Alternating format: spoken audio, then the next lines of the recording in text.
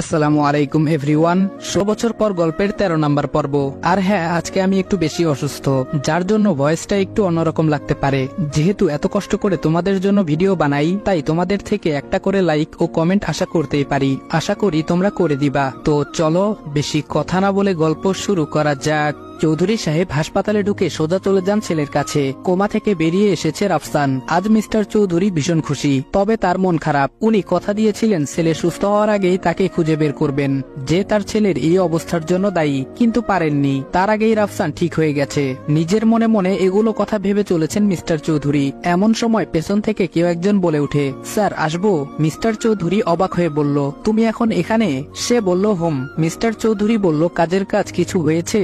সে বলল, স্যার সেই খবর দিতেই তো এখানে এসেছি। মিস্টার চৌধুরী বলল, কি খবর? সে বলল, বলছি স্যার। তারপর সেই লোকটি বলা শুরু করে, স্যার প্রথম খবর, আপনার বেয়াই মানে আফজালাল ইমরানের হারিয়ে যাওয়া ছোট ছেলেকে খুঁজে পাওয়া গেছে। মিস্টার চৌধুরী বলল, ইয়ার কি করছো আমার সাথে? সে বলল, কেন স্যার? মিস্টার চৌধুরী বলল, কাকে খুঁজে পাওয়া গেছে আর কে হারিয়ে গেছে আমার জানার কোনো ইচ্ছে নেই, আসল খবর বলো। সে বলল, স্যার উত্তেজিত হবেন না, আমার কথাগুলো শুনুন আগে। মিস্টার চৌধুরী বলল, বলো। সে বলল, দ্বিতীয় খবর, আমাদের রাফসান বাবার এই অবস্থার জন্য যে দায়ী তাকেও খুঁজে পাওয়া গেছে। মিস্টার চৌধুরী বলল, কি? সে বলল, ইয়েস স্যার। মিস্টার চৌধুরী বলল, কোথায় সে? বল এক্ষুনি। সে বলল, আহ স্যার, আগে আমার কথাটা শেষ করতে দিন। মিস্টার চৌধুরী বলল, আরো বাকি আছে।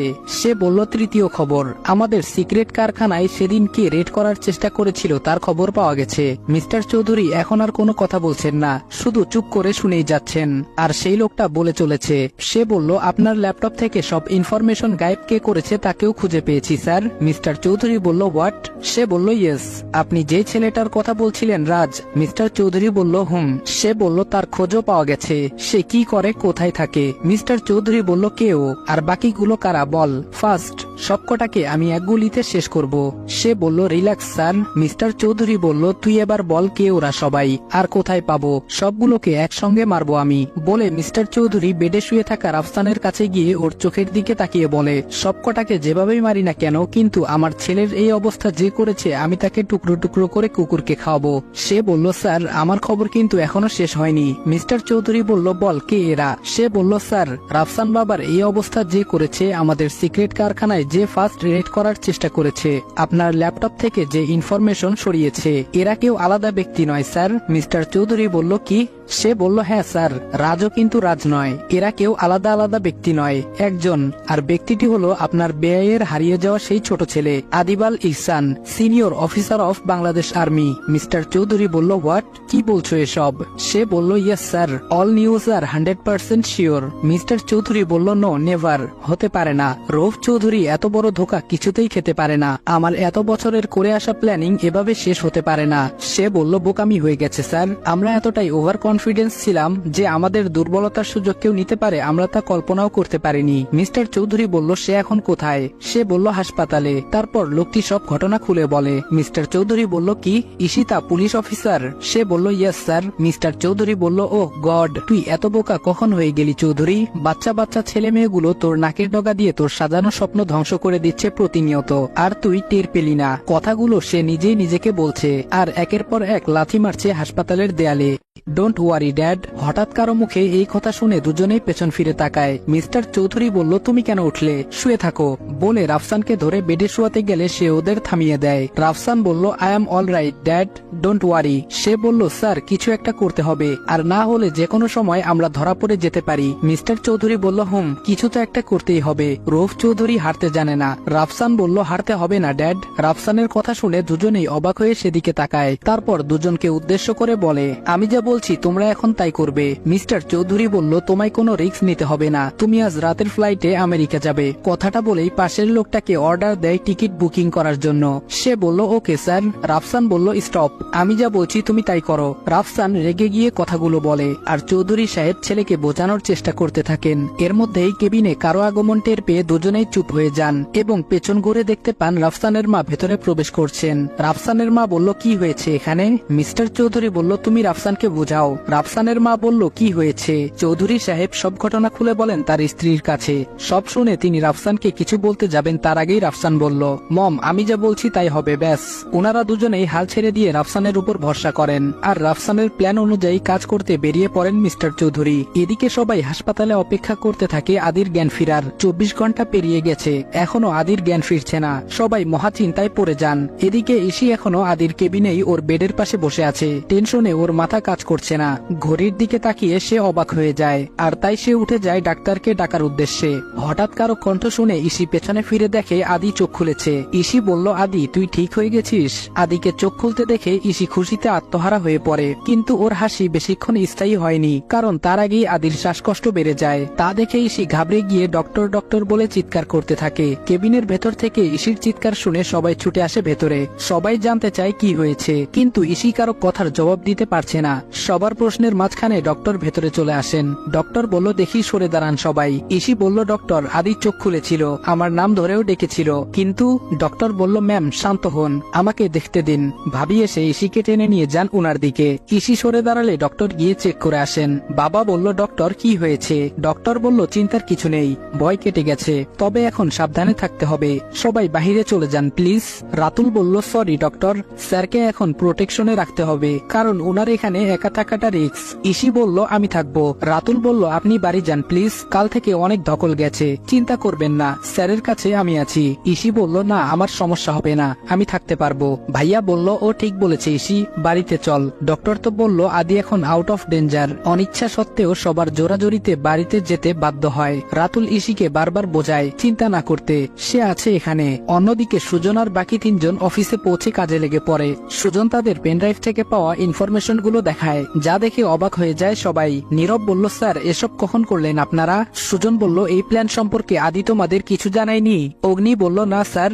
সুজন বলল, ওকে তাহলে শুনো আমি বলি। তারপর সুজন তাদের সব ঘটনা খুলে বলে। সব শুনে আয়াস বলে, যাই বলুন স্যার, আদিপ স্যারের কিন্তু ঝুঁকি নেওয়ার বড্ড সাহস আছে। অগ্নি বলল, হয় কেল্লাফতে আর না হয় লড়াই মাঠে। সুজন বলল, ঠিক বলেছ, এখন ভালোই ভালোই ছেলেটা সুস্থ হয়ে আমাদের মাঝে ফিরলে হয়। নীরব বলল, ফিরবে স্যার, খুব তাড়াতাড়ি ফিরবে আমার বিশ্বাস। সুজন বলল, তাই যেন হয়, বলে সবাইকে তাড়া দেয়। সুজন বলল, চলো চলো সবাই কাজে লেগে পড়ো, আমাদের সময় কম। তারপর সে সবাইকে কাজ বুঝিয়ে দেয় আর ওরা সবাই নিজের কম্পিউটার অন করে বসে পড়ে কাজে। কাজের ফাঁকেই হঠাৎ অফিসের ল্যান্ডলাইন বেজে ওঠে। আয়াস উঠতে যাবে তখন সুজন বলে, তুমি বসো আমি দেখছি।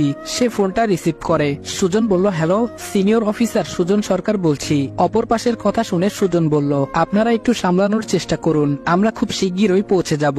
বলে সে ফোনটা কেটে দেয়। অগ্নি বলে, কি হয়েছে স্যার? সুজন বলল, যা ভেবেছিলাম তাই হয়েছে। বলেই সে তার চেয়ারে বসে পড়ে। আয়াস বলল, কার ফোন ছিল স্যার? সুজন বলল, ইয়ার ডিপার্টমেন্ট থেকে। অগ্নি বলল, কেন স্যার? সুজন বলল, শুনো। তারপর সুজন তাদের কারণটা খুলে বলে দেয়। কারণ শুনে সবাই কিছুটা অবাক হয়। সুজন বলল, নাও তাড়াতাড়ি কাজ শেষ করো, যা করার আজকেই করতে হবে আমাদের, নাও ফাস্ট হারি আপ। সবাই বলল, ওকে স্যার, বলে সবাই কাজে লেগে পড়ে। কাজের মাঝখানে সুজনের ফোনটা আবার বেজে ওঠে। সুজন বলল, হ্যালো স্যার। সিনিয়র স্যার বলল, হ্যালো। সুজন বলল, কেমন আছেন স্যার? স্যার বলল, আমি ঠিক আছি, তোমাদের ওইখানে সব ঠিক আছে তো? সুজন বলল, ইয়েস স্যার। স্যার বলল, ওকে গুড, আমি খুব তাড়াতাড়ি আসার চেষ্টা করছি, ততক্ষণ তুমি সামলাও ব্যাপারটা। সুজন বলল, এত ব্যস্ত হতে হবে না স্যার, আমরা সামলে নিতে পারবো ইনশাল্লাহ, আর এখন তো পুলিশরাও আমাদের সাথেই আছে। স্যার বলল, আশা করি সব এবার ঠিক হবে। সুজন বলল, ইয়েস স্যার। স্যার বলল, আচ্ছা আদির কি অবস্থা এখন? সুজন বলল, আমি খোঁজ নিয়েছি স্যার, ওর জ্ঞান ফিরেছিল, তবে সাথে সাথেই অজ্ঞান হয়ে গেছে। স্যার বলল, কি বলছো? আমি তো ব্যস্ততার জন্য ঠিকমতো ওর খোঁজটাও নিতে পারছি না। সুজন বলল, সমস্যা নেই স্যার, আমরা আছি, আর ডক্টর বলেছে আদি এখন আউট অফ ডেঞ্জার। সুজন আরো কিছুক্ষণ স্যারের সাথে কথা বলে ফোনটা কেটে আবারও কাজে মন দেয়। যান প্রাণ দিয়ে কম্পিউটারে কিছু একটা করছে সবাই। অন্যদিকে ইসি বাসায় পৌঁছে ফ্রেশ হয়ে নেয় তাড়াতাড়ি। এর মাঝে ভাবি এসে ডেকে যায় খাওয়ার জন্য, কিন্তু খাওয়ার কোনো ইচ্ছে ওর নেই। ভাইয়া বলল, কিরে ইসি কি করছিস? কখন থেকে ডাকছি। ভাইয়া রুমে ঢুকে দেখে ইসি ল্যাপটপে কিছু একটা করছে। ভাইয়াকে দেখে একবার তাকিয়ে আবার ল্যাপটপে মুখ গুজে কাজ করতে থাকে। ভাইয়া বলল, কি রে সারাক্ষণ কাজ আর কাজ? ইসি বলল, ভাইয়া প্লিজ করতে দাও কাজটা। ভাইয়া বলল, না, আগে খেয়ে নিতে হবে তারপর কাজ। ইসি বলল, আমি খাবো না, প্লিজ যাও। ভাইয়া বলল, লক্ষ্মী বোন আমার, কিছু খেয়ে নে। দেখ তুই কখন বাসা থেকে বেরিয়েছিস খেয়াল আছে? পরশু বের হয়েছিলি কাজের উদ্দেশ্যে, আর সেখান থেকে হাসপাতাল। ইসি বলল, উফ ভাইয়া আমার খিদে নেই। ভাইয়া বলল, তুই হাসপাতালে যাবি তো? ইসি বলল, তা তো যাবই। ভাইয়া বলল, আচ্ছা যাস? ইসি বলল, হঠাৎ এই কথা কেন জিজ্ঞেস করলে? ভাইয়া বলল, আশা করি আল্লাহর রহমতে আদির জ্ঞান ফিরে আসবে, আর তখন বলবো তুই 2 দিন ধরে না খাওয়া। ইসি বলল, মানে? ভাইয়া বলল, কথাটা শুনলে নিশ্চয়ই আদি খুশি হবে, তাই না? ইসি বলল, ভাইয়া কাজটা করতে দাও ঠিক মতো।